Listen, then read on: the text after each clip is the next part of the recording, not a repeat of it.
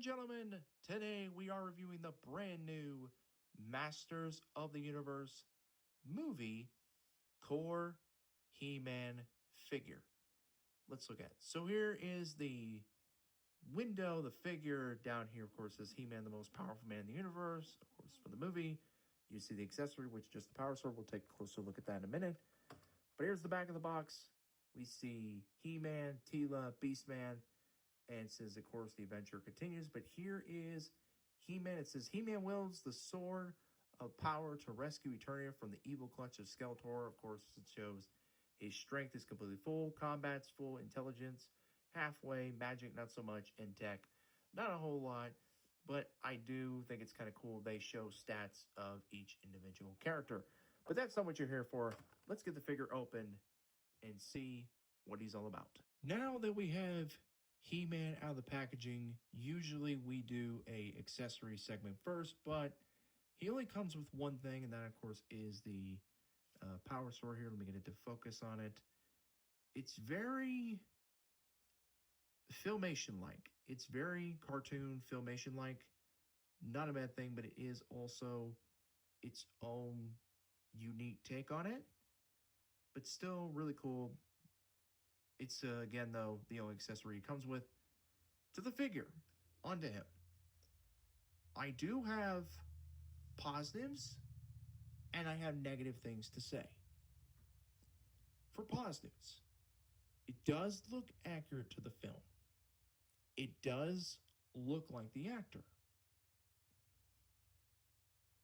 And gonna go with negatives, but it's gonna make sense why, and it's gonna be silly.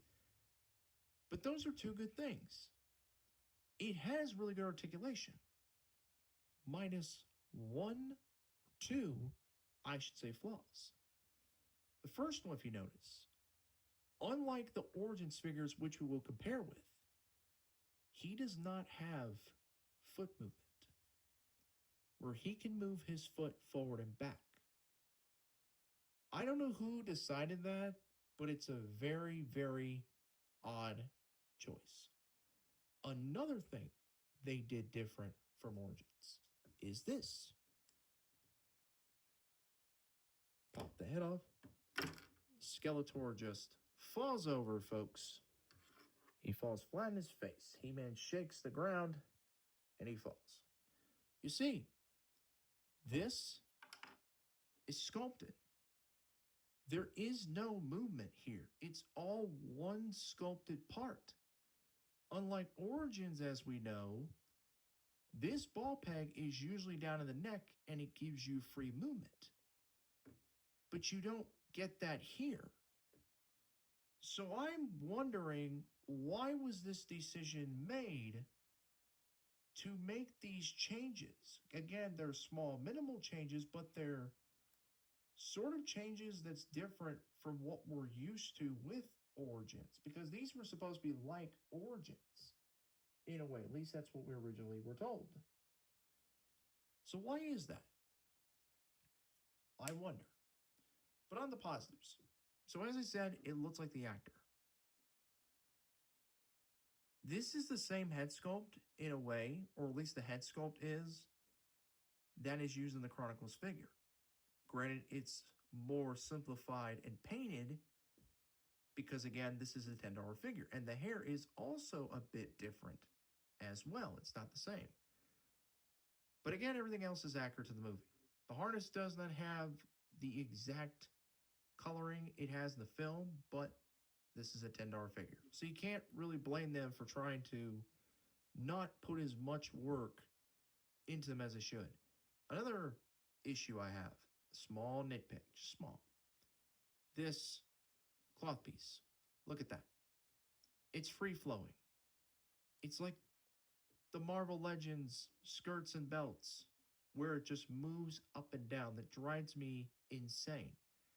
They should have glued or sculpted this down to his waist piece, which I'll show that off as well.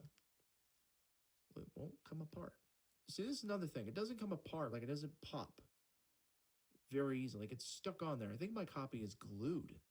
Like that's not coming off, not without heat. So I'm not going to try it. But those are my positives and negatives. Again, it looks accurate. There is a spot for the power sword. That's very nice. But let's get to the main event.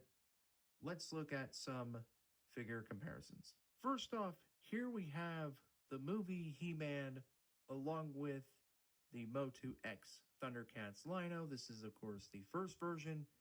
Then for the original Origins comparison, here we have him with the 200X He-Man. And you see he's just so small. He's very much smaller than the mainline Origins release, which is very, very interesting. But then again, this is based on an actual human, not an actual toy. But let's get into the next one. Lastly, here they are with two Masterverse figures, the Masterverse New Eternia Man-at-Arms and the Masterverse Vintage Collection Skeletor. As we have him in the pose of him holding his sword aloft, he can't hold it up all the way. He's got that hinge that moves up and down, but those gauntlets really cut it off to where he can't hold the sword straight up. And because of that hair and the way the neck is, he can't even look up. What's my final thoughts? I don't know what to expect. I don't know what I expected. I mean, this again is a kids line toy. This is $10.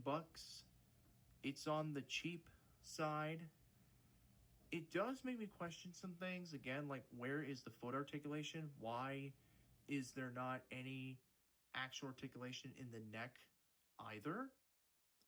But those are coming from a person who's collected for a very long time. But I'm going to say right at the bat, this is going to be the only figure I'm probably going to pick up from this line, because $10 is good, sure. But with this limited amount of articulation and the way this feels in some areas, it's really not for me. I'm definitely looking forward to the Chronicle figures when I get my hands on those, but I wanted to give you a little taste, a little snippet of what the movie He-Man figures are like to come. Anyway, let me know down in the comment section below. You gonna pick out this line? Are you like me? Are you gonna skip and move on to Chronicles? Are you excited for the film? Are you not? Again, let me know down below. As always, everyone, take care. Plastic Man,